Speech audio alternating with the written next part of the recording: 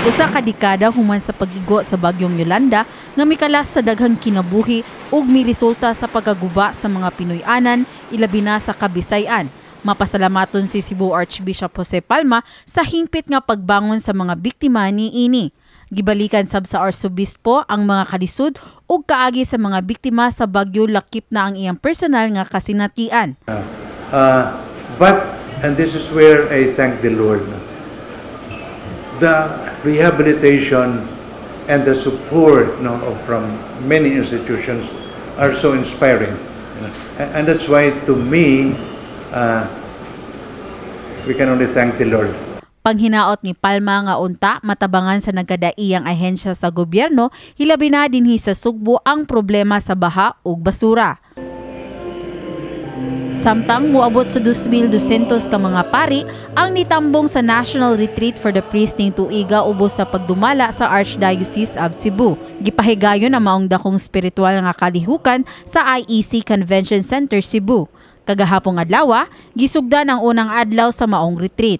Samtang sentro sa kalihukan ning ikaduhang adlaw mo ang Eucharistic Mass ni Archbishop Jose Palma.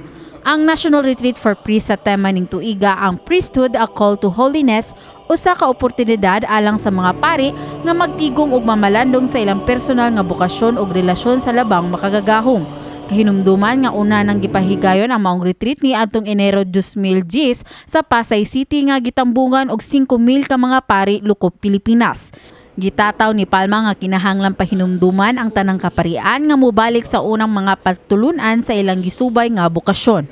Who we are, the nature of the priesthood, that of course we are priests of Jesus.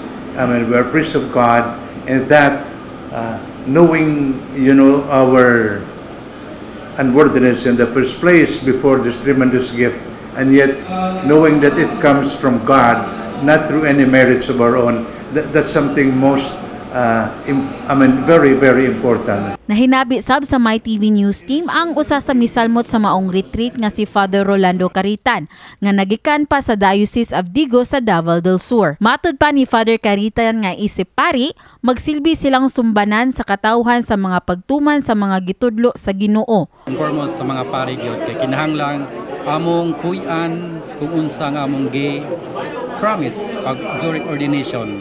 Kinahanglang ipakita namo nga kami modelo ngadto sa mga katawhan labi na gyud sa among gipang-alagaran. Duna say nagkadaiyang mga baligya nga souvenir items sama sa t-shirt, sutana ug uban pa. Gitakdang matapos ang maong retreat karong Nobyembre 9. Kini si Mary Francis Lynn Kaayon alang sa MyTV Cebu.